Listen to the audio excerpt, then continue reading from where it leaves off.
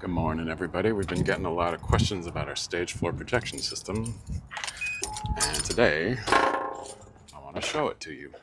Welcome to the Voxel, which is our research theater here in Baltimore, Maryland.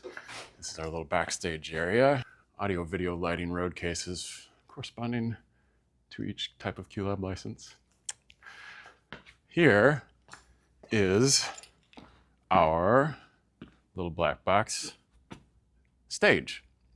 Had a couple people asking for me to show our stage floor projection system, and I couldn't do it because we had a show in here, but they closed this weekend. Now it's clear, and so now I can show you the stage floor projection system. Back here, we have the computer that's driving it. Back here by our company switches, we have this little box. And in this box is a whole mess of equipment. And not all of it matters for the stage floor projection, but the parts that matter are this Mac Studio, which is an M1 Max, and then some quad head to goes hooked up in various ways to the Mac Studio. These quad head to goes split out to the 8 projectors on the stage behind me. So this single Mac Studio is driving 8 separate projectors through these quad head to go splitters. So far, so good. So those run up across the ceiling on the grid up to our 8 separate projectors that are hung up above the grid on the ceiling. So let's talk about these guys for a second. In order to get a closer look at this projection system here, we're going to pull out the scissor lift, and right away we can show you a trick with the projection system. When driving the scissor lift around on the stage, it's easier to know where to go if you know where the grid is. I'm going to use the remote control that we built for this building in order to turn on the rigging guide that projects the position of the grid and the center line down on the stage. And this allows me to drive the scissor lift straight to where I want it to go between the exact positions on the grid lines so that I know when I go up in the lift exactly where I'm going to be relative to the grid. This is super handy. Now that we're up in the air, let's take a look at this projector. This is just a standard, very cheap off-the-shelf projector.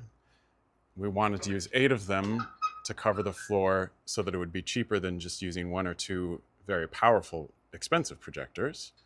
My colleague Alec designed and 3D printed this mirror mount that he attached to the front of the projector. These projectors are designed to sit horizontally. They're not supposed to be pointed down because it will hurt the bulb with the heat dissipation pattern. So it needed to sit flat.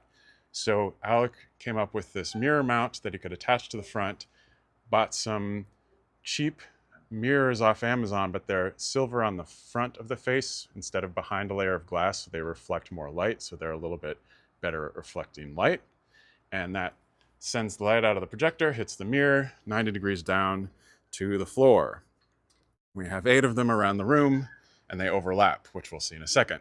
Now, how is this attached to the building? Well, originally we hooked these straight to the building steel. They're on a grid pipe that's above the level of our normal grid, so they're not in the way of normal light hang or speaker hang, and they're situated so that for a normal arrangement of the grid, there's a gap below them, so they're never obstructed. But when we did the simplest thing of just attaching them straight to the building steel, we had a problem, because when trucks would drive by out front on the front of the building shakes. The whole roof vibrates a little bit, which meant that these projectors sending pixels down to the floor, on the floor, you could see pixel patterns that were like shaking when trucks drove by. And it was like a little queasy making, it didn't look good. So Alec had to solve this problem. How did he solve it? Let's take a look. This grid pipe is attached via chain to a spring. He ordered some vibration dampening springs, and we attached those to the building steel, and that absorbs the vibration when the building shakes from traffic and isolates it just enough to keep the projected image steady and stable on the floor. And now, let's take a look at what it looks like when they project stuff. Let's take a look at something a little more interesting than the grid lines and the center line for this theater. I'll bring back my remote here. We're going to turn off the rigging guide and the center line.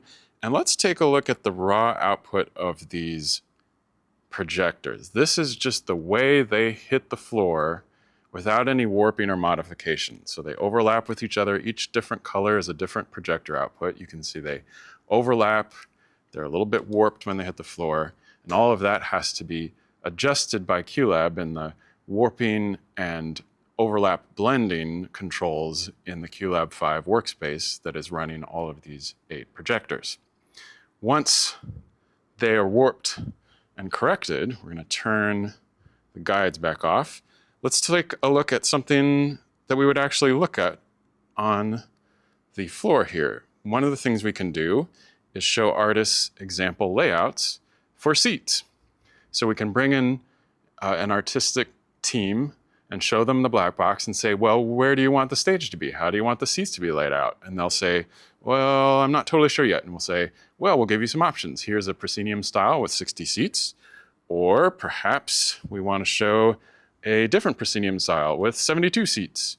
Alley style, 64 seats. And each of these seats is, of course, real life actual size. You can walk around on the stage and get a sense of where the positions of each audience member would be. A thrust arrangement.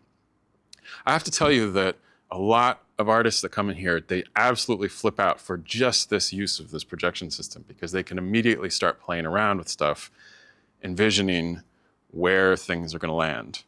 So, okay, what else can we do with this? If I don't have a layout, I can also do some things like party lights, disco party lights. I use this for a QLab birthday party. Other examples of just artistic uses of this floor projection system. I don't think we've ever used this one for anything other than just fun, and maybe once in a party, but it sure is fun to look at. It's real fun to project these artistic things down there, but I gotta say that my absolute favorite use of this projection system is not projecting during a play to get an artistic set built out of projections. It's cool to see it, but that's not my favorite use. The thing that I like most about the system is not actually using it during shows. What I like to do most with this floor projection system is to, well, let me show you.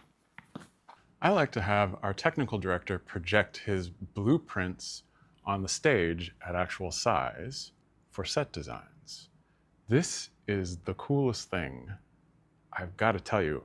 So we expose this entire stage floor as an NDI input on that machine that we looked at the beginning. So any computer that's out here in the theater can send NDI video over the network to that machine to send it onto the stage floor. So when we're having production meetings and we want to explore a set design, we can have the actual blueprints of the set projected onto the floor, and we can explore it and change it in virtually real time. We can walk the space and say, this piano, is the flow going to work at this exit for this piano? Do I want to move it over here? We had a production meeting recently where we added a door in the middle of the meeting and then could walk the space to see what it felt like.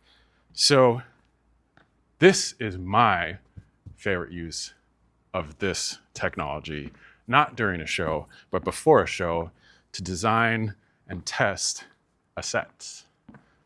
What would you use it for? Let me know in the comments, as they say.